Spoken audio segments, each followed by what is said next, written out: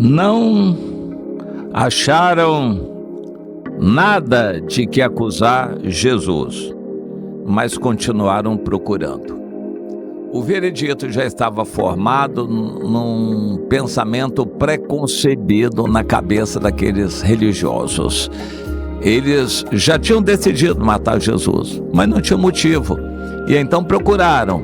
Como não acharam antes, eles interrogaram Jesus. Mas também não acharam motivo.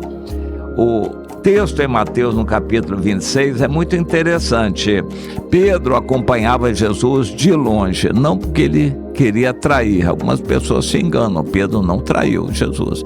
Ele negou Jesus pela intenção de ficar perto de Jesus. É bem diferente. Ele não se envergonhou do Senhor, ele não quis deixar o Senhor, ele não intentou contra o Senhor como Judas. Ele apenas mentiu querendo ficar perto de Jesus, e provavelmente ele que acompanhou esse episódio que é narrado aqui. Os principais sacerdotes de todo o Sinédrio se reuniram e procuravam algum testemunho falso contra Jesus, a fim de o condenarem à morte. E não acharam, apesar de se terem apresentado muitas testemunhas falsas.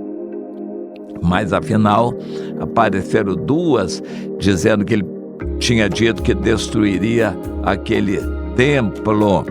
E nem assim era coerente, eles não conseguiram botar um pensamento em ordem para acusar Jesus, e foram então tirar de suas próprias palavras. Aí o sumo sacerdote encarou Jesus: diga, você é filho de Deus. Aí Jesus não podia negar, e aí o sumo sacerdote o acusou de blasfêmia, no que foi acompanhado de todos os outros, praticamente todos os outros. Ali estava provavelmente José de Arimateia e o Nicodemos, mas o Sinédrio tinha cerca de 70 pessoas, e outros também sacerdotes estavam ali, de forma que o número de pessoas era grande.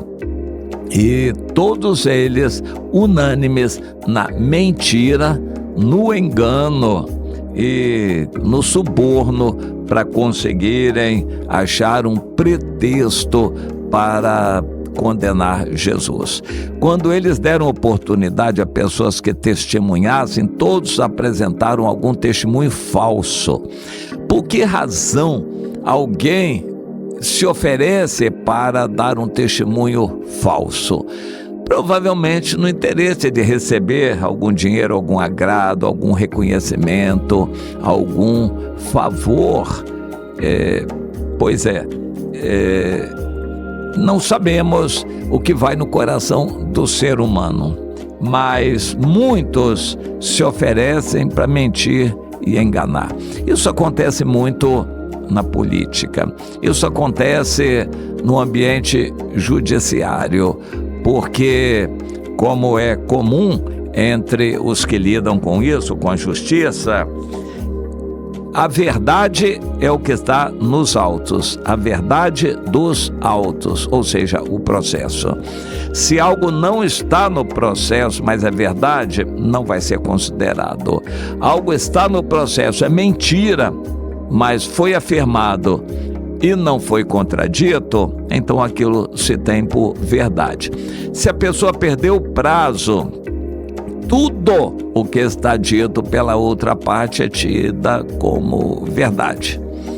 E a justiça funciona desse jeito. Ela não procura saber a verdade absoluta, ela procura saber a verdade dos autos, e mesmo assim, muitas vezes ela é ignorada. Existem muitos processos que são decididos sem sequer entrar no mérito da questão, só pelas preliminares e coisas semelhantes, infelizmente. Mas o julgamento de Jesus foi uma situação parecida. Eles já tinham resolvido, queriam matar Jesus e queriam um argumento para forçar o governador, que era preposto de Roma, a fazê-lo. Eles não queriam, eles assumir que iriam matar Jesus. Eles queriam arranjar um pretexto para, no caso, o Pilatos, que era o representante romano ali, representante de Roma, mandar matar Jesus. No final, o Pilatos, chateado com aquela pressão política, e acabou cedendo, disse: tá bom, vocês têm aí uma escolta, esses soldados vão obedecer vocês façam o que quiserem, os soldados vão obedecer.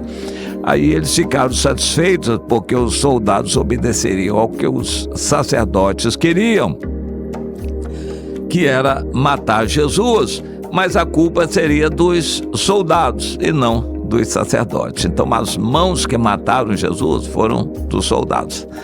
Mas diante de Deus e diante de todos, nós sabemos que foram os sacerdotes que mataram. Na verdade, eles não estavam sozinhos, eles estavam junto com os que tinham interesses comerciais nas festas em Jerusalém e outras autoridades que queriam também se aproveitar. Eles se juntaram todos. A mentira não era importante para eles, porque todos já estavam concordes num objetivo, que era matar Jesus. É bom a gente saber que as coisas são assim, porque nós estamos no mundo. Ninguém espere coisas boas desse mundo. Ninguém espere justiça, verdade neste mundo. Infelizmente, o mundo trabalha com interesses e a verdade, o pecado, isso aí não é levado em consideração. O mundo age por interesses. Se uma maioria está pressionando e quer que as coisas sejam assim, então autoridades vão fazer as coisas assim para atender a aqueles interesses que supostamente são da maioria, mas não é da maioria, são interesses manipulados pela grande mídia para parecer que é a grande maioria que quer. E assim nós vivemos em um mundo de engano. O pior é ver essas coisas dentro das igrejas. Igrejas trabalham assim, por interesses.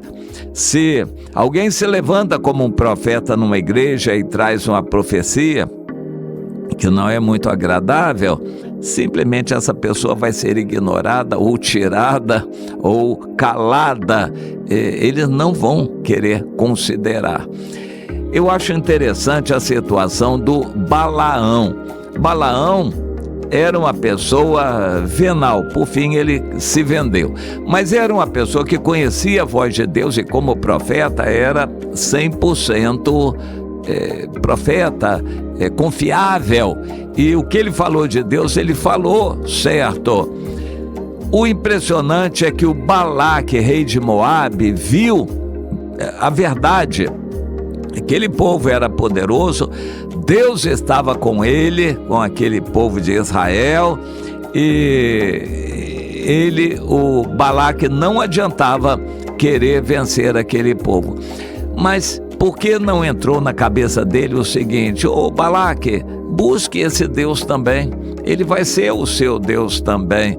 Mas o Balaque nunca deixou isso passar pela cabeça dele. Existem pessoas que estão com viseira nos olhos, como o cavalo, para não olhar para o lado. Eles só estão olhando numa direção, visando os seus interesses, aquilo que querem. E o pior é que pessoas pensam que Deus é assim também. Eu já pedi, eu vou insistir, vou continuar pedindo a Deus, eu quero que Deus me atenda. Às vezes Deus não está atendendo porque não é bom para você aquilo que você está pedindo. Deus não está atendendo porque Ele tem coisa melhor para você. Mas você obstinadamente, teimosamente insiste: eu quero aquilo, Senhor. Senhor, me dá isto. Senhor, me atende. Obstinadamente você está insistindo com uma coisa que Deus não quer. Pois é, o Balaque, por que ele não pensou, se esse Deus é tão grande, é tão poderoso que guarda Israel, eu vou também querer servir a esse Deus. Mas ele não pensou isso nem por um momento. Nós vivemos em um mundo de interesses, as pessoas estão obstinadas naquilo que querem, as igrejas, as denominações, as doutrinas das igrejas. Não pense que uma igreja diz o seguinte: nós temos esse conjunto de doutrinas, mas vamos nos reunir com aquela outra igreja, vamos conversar, orar, vamos procurar entender. Se nós tivermos que mudar nossa doutrina, vamos mudar nossa doutrina. Igreja nenhuma muda de doutrina. As pessoas podem mudar, a doutrina não muda, porque essa cabeça dura, essa obstinação naquilo ali, não, porque o nosso fundador lá no passado estabeleceu isso e vai ser assim, e tem que ser assim. Será que Deus não está vivo hoje para falar como falou ao seu fundador lá no passado? Por que insistir em ser tão teimoso e obstinado com uma coisa, com uma ideia, com um tipo de reunião, com um tipo de doutrina? A Bíblia está aí para nós, gerando princípios, e a gente usa a nossa doutrina para condenar os outros, para julgar os outros. Isso não é de Deus. Essa teimosia, essa obstinação é carnal, parte do eu, é soberba isto, não é de Deus. Quem é de Deus é cordato. A gente está sempre pronto a ceder, a amar as pessoas, ainda que contrarie um pensamento nosso, mas a gente faz por amor, cedendo para ajudar esse grupo aqui, aquele irmão lá. A gente deve ter essa atitude de buscar o acordo, buscar a comunhão, e não a gente estabelecer na nossa cabeça aquilo que a gente quer e depois tornar aquilo absoluto e sair brigando pelo que a gente quer. É por isso que há tantas guerras e contendas, da vaidade que há nos corações, a soberba que há nos líderes religiosos que não querem mudar, não querem ceder para o outro. Infelizmente, esse espírito religioso que condenou Jesus ainda está vigente por aí. Ele parte da carne, do eu grande, a soberba de uma pessoa. Quem é de Deus não é para ser assim. Deve estar sempre pronto a ceder, a abrir a mão ao outro, a receber aquele outro para comunhão. Nós temos que ser assim se queremos ser como Jesus. Mas quando a gente insiste na mente preconcebida de ser assim e tem que ser assim, essa obstinação não é de Deus, é do outro lado.